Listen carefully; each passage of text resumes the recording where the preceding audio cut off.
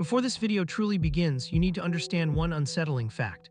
Some of the most dangerous truths in history are not hidden because they are false, but because they are recorded, not rumored, not speculated, documented, stored, reviewed by lawyers, executives, and people whose entire careers depend on keeping them out of public view. Imagine footage so volatile that a global streaming platform decides it is safer to lock it away than to explain it.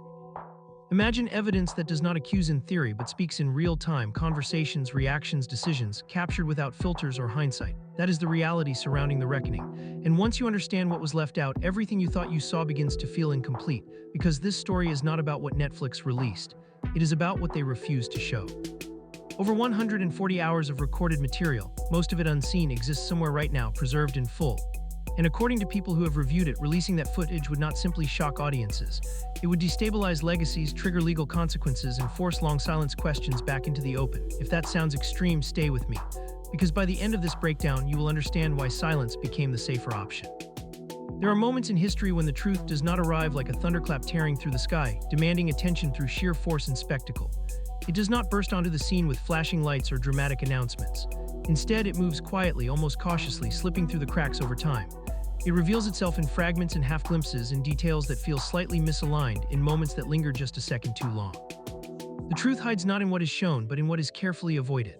It lives in edits that feel too precise, in awkward pauses that interrupt the natural flow of conversation, in scenes that end abruptly as if something vital was intentionally left unsaid. And more often than not, the most dangerous truths are not the ones broadcast to millions in polished productions, but the ones deliberately locked away, archived, and protected from public reach. That is the shadow looming over the reckoning. The Netflix documentary many believed finally lifted the curtain, yet may have exposed only the smallest, safest sliver of a far larger, darker, and more disturbing reality waiting just beyond the frame. On the surface, the reckoning arrived with the appearance of boldness. 4 tightly edited episodes, hours of interviews with familiar faces, a narrative that positioned itself as transparent, courageous, and unafraid to confront uncomfortable questions. To the casual viewer, it looked like a project willing to go where others had not. But beneath that polished exterior, there was an unmistakable sense of restraint, almost hesitation. As though the documentary were advancing cautiously, always aware of invisible lines it could not afford to cross. Each revelation felt measured, each accusation carefully framed, each conclusion softened just enough to avoid collapse.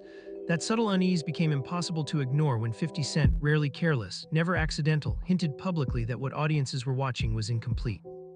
What initially sounded like a sarcastic aside slowly revealed itself as something far more deliberate when he stated that more than 140 hours of footage had been recorded during production. Not 4, not a handful of extras, 140 hours. And according to him, the overwhelming majority of it would never reach the public. Insiders familiar with the production have since claimed that those missing hours were not removed for creative reasons. They were not cut to improve pacing, sharpen storytelling, or streamline the narrative. They were removed to protect everyone involved. What existed beyond the final cut allegedly pushed the project past the limits of documentary filmmaking and into territory fraught with legal peril. Executives, legal teams, and producers reportedly confronted a harsh reality. Releasing everything would not simply spark controversy or public outrage. It could expose individuals and corporations to criminal investigations, civil litigation, and federal scrutiny on a scale that could not be contained. In that moment, the purpose of the edit shifted from storytelling to survival. The decision to withhold the footage was not artistic. It was strategic, defensive, and rooted in risk mitigation. And perhaps most importantly, that footage was not destroyed. According to sources, it was preserved in full, carefully cataloged, encrypted, and stored away rather than erased, silent, intact, and waiting, a record of events too dangerous to air, yet too significant to disappear. As whispers about the unreleased material continued to spread behind closed doors, one name began surfacing with increasing frequency and urgency. Neil. It was not mentioned casually, nor with uncertainty. According to multiple sources, Neil was not a distant associate or a background figure orbiting the operation. He is described as a high-ranking individual working directly under Diddy, someone positioned close enough to decision-making power to act with authority and confidence. In the raw, unaired footage, material never intended for public eyes, Neil allegedly appears engaging in conduct that moves far beyond loyalty, public relations maneuvering, or routine crisis management. Those who claim familiarity with the recordings say he is seen and heard taking an active role in shaping outcomes, reaching out to potential witnesses before authorities could, offering financial incentives framed as support, sharing private residential addresses, promising access to legal representation, and coaching individuals on how to frame their statements in ways that minimized risk. These were not fleeting exchanges or offhand remarks. They were sustained interactions, deliberate in tone and purpose. Legal analysts who have reviewed detailed descriptions of this footage reportedly describe the alleged behavior as unmistakable, labeling it textbook obstruction of justice.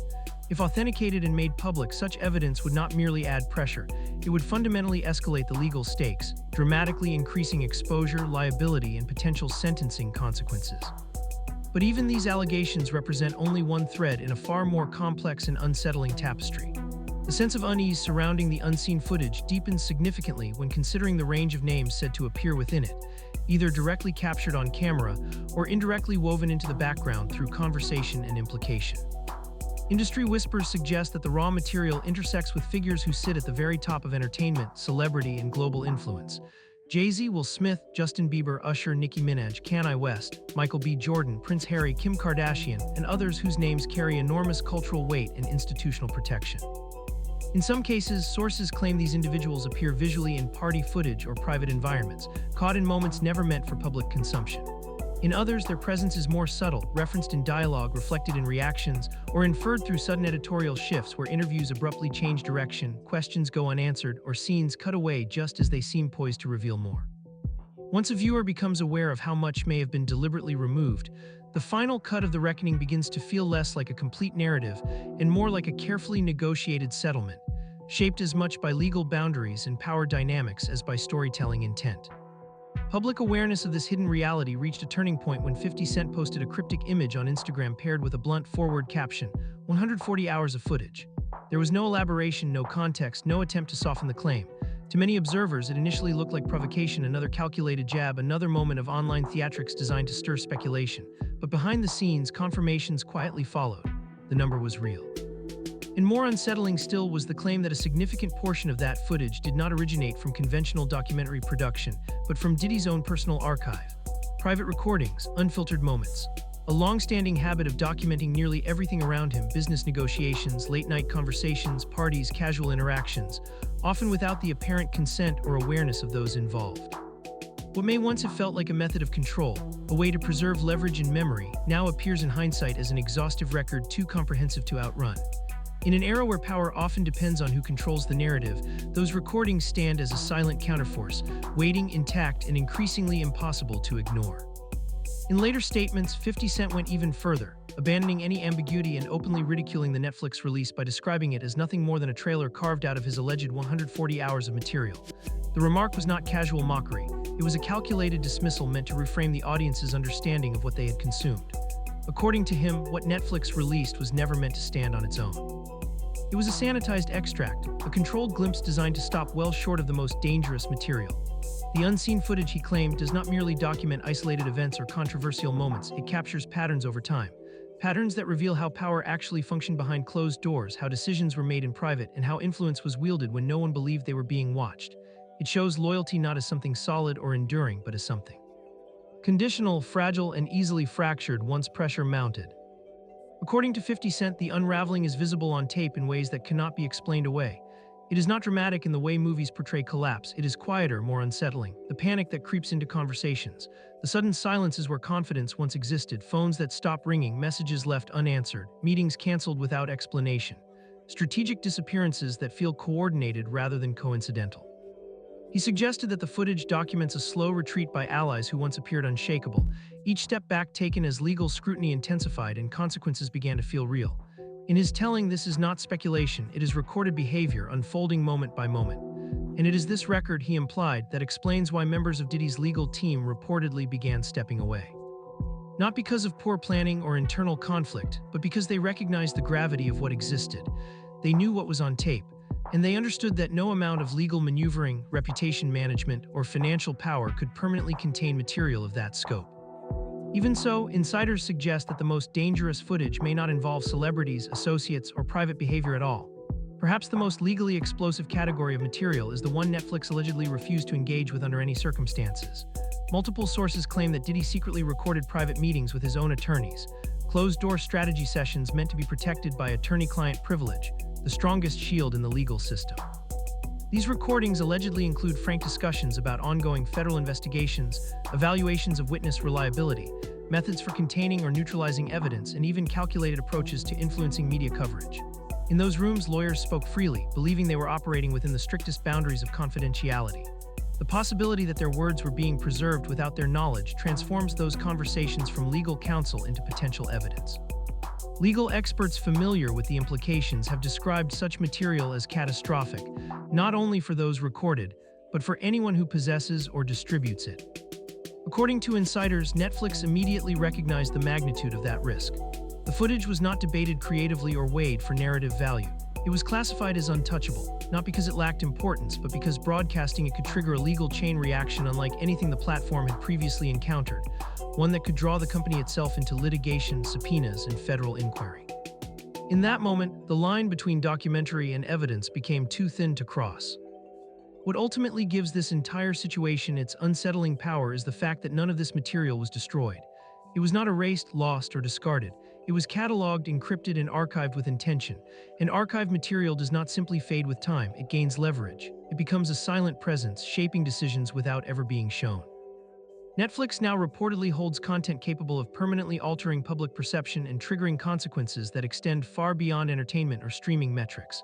Careers, reputations, and alliances all exist in the shadow of what remains unseen. 50 Cent appears acutely aware of this balance of power.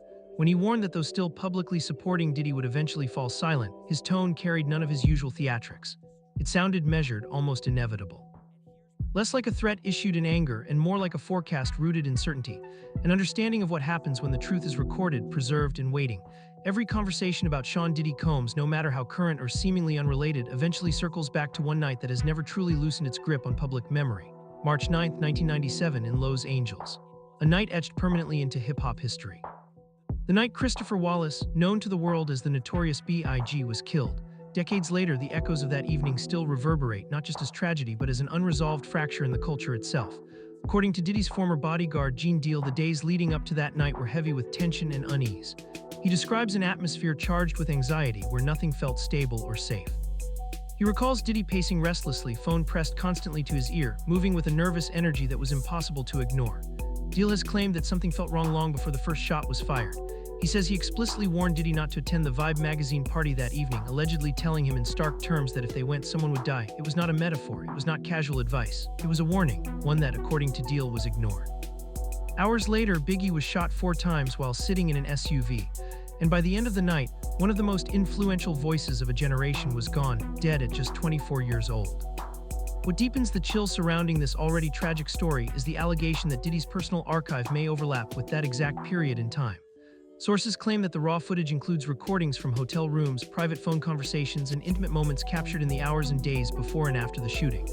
These are not polished interviews or staged appearances, but fragments of real time, unguarded, unscripted, and potentially revealing. If even fragments from that night exist on tape, they could reopen questions that have lingered unanswered for nearly 3 decades, questions that many assumed would never be revisited. Questions about who knew what when they knew it, and what was said when no one believed history was listening. Netflix reportedly reviewed material tied to that timeline as part of its broader examination, and then made a decisive choice to remove all of it from the final cut. Not because it lacked relevance or narrative power, but because it was deemed too volatile to touch, too radioactive to place in the public domain without consequences that could spiral far beyond the scope of a documentary. And this leads to the most critical detail of all, one that reframes everything. Netflix did not destroy the footage. They did not bury it, lose it, or allow it to disappear. They vaulted it. More than 100 hours of unseen material still exists intact and preserved, and insiders suggest it is already being quietly reorganized, reviewed, and reassessed. Because corporations do not erase content with this level of gravity. They archive it, they wait. They observe how legal cases unfold, how settlements resolve, how public sentiment shifts over time. They move not on impulse, but on timing. That is why many within the industry now believe The Reckoning was never meant to be a definitive exposé. It was not the final chapter. It was the opening act, a controlled introduction to a story whose most dangerous truths remain just out of sight, waiting for the moment when silence is no longer sustainable. Behind closed doors, reports suggest that discussions about a follow-up are no longer tentative or speculative. They are active, deliberate, and accelerating. According to insiders familiar with internal conversations, what is now being considered is darker in scope, more explicit in detail, and far less constrained by the caution that shaped the initial release. Where The Reckoning appeared restrained, carefully measured, and legally conservative, this next phase is described as more direct, guided by material that was once considered too seedy. Too volatile or too dangerous to bring into the open. Within those discussions, one name has reportedly resurfaced with striking consistency: Kim Porter. Alongside her name are repeated references to statements, recordings, timelines, and contextual material that were never destroyed or dismissed but intentionally shelved, not forgotten, preserved, set aside for a moment when circumstances would allow them to be revisited. In that context, when 50 Cent insists that what audiences saw was only the pilot, it no longer sounds like provocation or exaggeration. It sounds intentional, strategic, as though the first release was never meant to answer the biggest questions but to establish a foundation, conditioning the public for what would come next. At this stage, the project has moved beyond the boundaries of a conventional documentary. It is no longer just a story being told after the fact. It has become an investigation that continued quietly long after cameras should have stopped rolling and credits should have faded, one that evolved through archived footage, sealed material, and unresolved threads that refuse to disappear. The truth at the center of this narrative is not hypothetical, and it is not built on speculation alone. It exists in recordings, in documented conversations, in footage that has already been captured, logged, and stored. And if those 140 hours ever surface in their full form, the consequences will not be contained to one individual or one legacy. The fallout could reach far wider, exposing an entire system sustained by silence, protected by influence, and reinforced by power for years. A system that functioned not because it was invisible, but because it was shielded. In that light, the idea of a second season is no longer a rumor whispered online or a theory fueled by speculation. It is a countdown, a slow, deliberate narrowing of distance between what has been hidden and what may soon be revealed. Corporations wait for the right moment, legal outcomes shift, public sentiment evolves, and when the conditions align, what was once untouchable becomes unavoidable. The archive does not forget, it waits. If this breakdown held your attention, take a moment to share your thoughts in the comments below. Like the video to support the channel, subscribe for more deep dives into stories the industry would rather leave unexplored, and turn on notifications so you don't miss what comes next. Because this story is not finished, and the most dangerous truths are not rumors, not theories, and not speculation. They are recorded, they are preserved, and they are still waiting to be seen.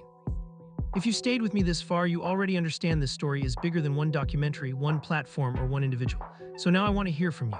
What do you think happens when footage like this can no longer stay buried? Drop your thoughts in the comments, because the most revealing conversations often happen there. If you value deep dives that go beyond headlines and expose what powerful systems work to hide, support this channel by liking the video.